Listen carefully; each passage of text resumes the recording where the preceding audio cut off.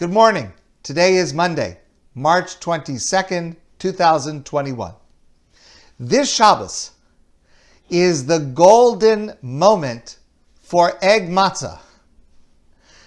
Not since 2008, 13 years, have we had such a moment, due to the fact that this year, for the first time in 13 years, Shabbos is on Erev Pesach, the eve of Pesach. Many of us will use egg matzah for making hamotzi this Friday night and this Shabbos morning before 10:26 a.m. There are other ways to arrange things this Shabbos, but this is what I plan to do and I suggest for you. And the full details are in emails that I've sent and in a class that we had about a week ago on preparing for Pesach this year.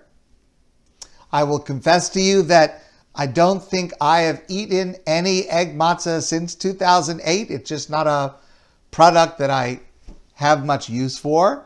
But the issue revolves around the fact, as I mentioned, that egg matzah is not okay to eat on Pesach, but it's also not quite like regular chametz. And, as I mentioned before, egg matzah is actually a misnomer. That's the English phrase that people are familiar with. The term in the Talmud is matzah ashira, which literally means rich matzah, meaning regular matzah is just flour and water, and matzah ashira is flour and something else besides water. It could be eggs, it could be wine, it could be olive oil, it could be what is normally used today, apple juice. That's matzah ashira, but we refer to it as egg matzah.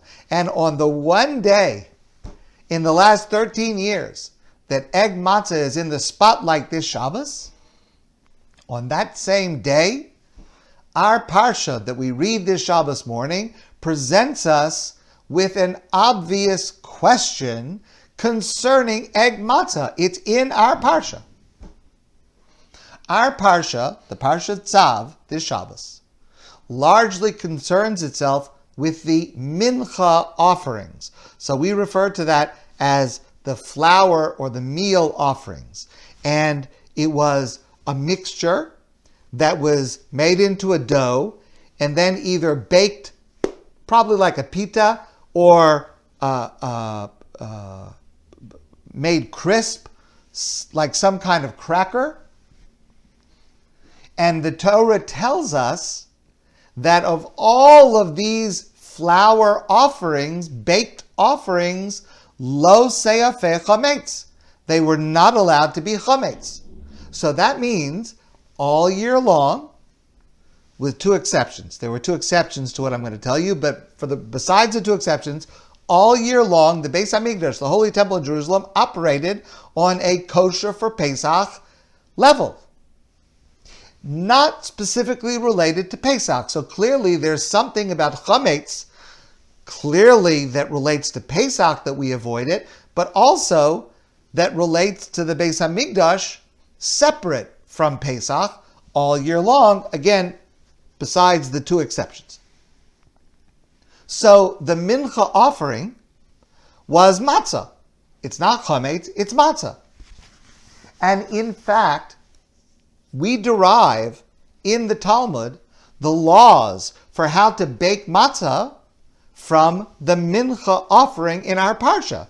Just for example, we have a tractate in the Talmud called Psachim, which is all about Pesach.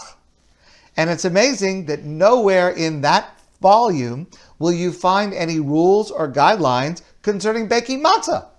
You will find them in a different tractate called Masechta Menachos, the tractate about the mincha offering, because the mincha offering was baked as matzah, and that is where we derive the rules and the regulations of how to bake matzah, from the mincha, not from Pesach. And yet, the Torah says, at the very beginning of our parsha, V'zos taras hamincha, this is how you make the mincha offering, which remember was matzah, not chametz. And the ingredients were soles, fine flour, wheat flour, and shemen, oil, olive oil. Olive oil and flour. If you mix olive oil and flour and you make it into a dough and you bake it, it's like a cracker, but that's matzah ashira. That is egg matzah. It's flour plus something else other than water. In the Beis Hamikdash, there was no water used in the dough. It was flour and oil. So if the Beis Hamikdash, which required that there be no chametz, and the mincha offering was in fact the definition of matzah, and that was what we've come to call matzah ashira, or what we call egg matzah, so then why can't we eat egg matzah on Pesach if the Kohanim in the Beis Hamikdash ate egg matzah as matzah? It is a bomb question. And it has a good answer. The answer is as follows. The Talmud tells us that if you mix flour and water and you knead it constantly as you're making it into a dough, and you get it into the oven within 18 minutes of the matzah and of the flour and the water touching each other, it's not chametz, it has not had a chance to begin to ferment and rise, and that is matzah. 18 minutes, but that's under specific conditions. 18 minutes where you are kneading it constantly, where the water is cold, 18 minutes. What's the length of time if it's a liquid other than water?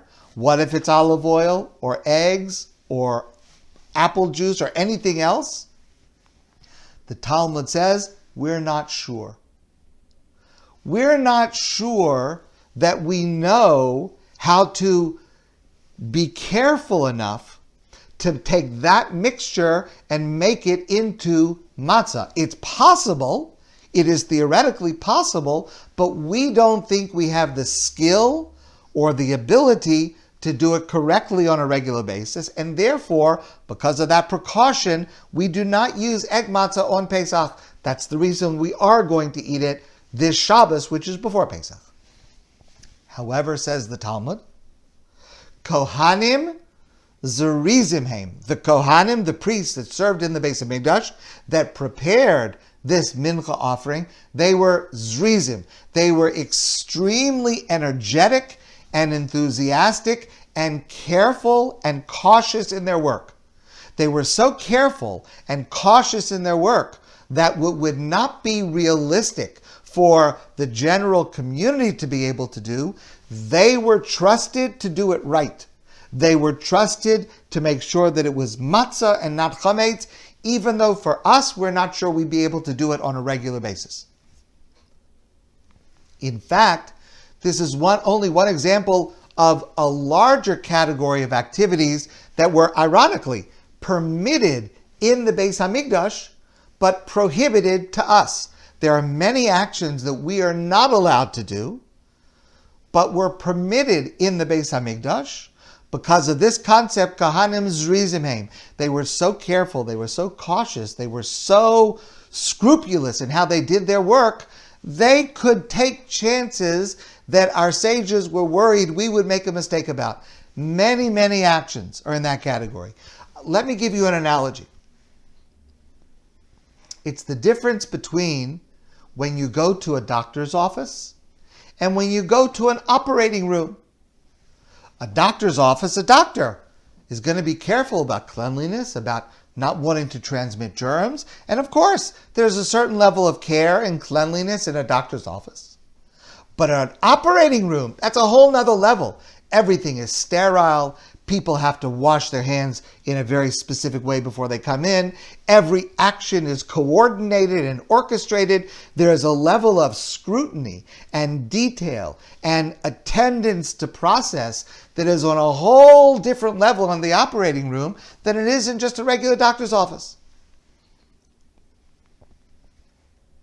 And so that's what our sages explain. That is the difference between the Beis Hamikdash and our own homes. That's why in the Beis Hamikdash they could take a mixture and be certain that it would not become chametz, it would be matzah. But outside of the Beis Hamikdash, we do not trust that we have the same level of scrupulous tenacity and care, and we prohibit that item to ourselves. Even if we're not able to achieve that, and that's why we do not eat egg matzah on Pesach, at least we should know from our parsha the ideal of zrizas, of this care and alacrity and scrupulous quality of the way the Kohanim operated in the Beis Hamikdash. Just to extend the analogy, we know that our shuls, our synagogues, are called Mikdash Ma'at, a miniature version of the Beis Hamikdash, of the temple in Jerusalem. To extend the analogy, I would say that our shuls, our synagogues, are like a doctor's office. We try for holiness, we try for sanctity, we try to be a place to inspire people. Yes, all of those things are true, like a doctor's office. But the Beis Hamikdash was on a completely different level. It was like an operating room. The drama and the orchestration and every movement and every moment was scrutinized with such care and concern, and that will be a different level of precision to which we constantly need to strive.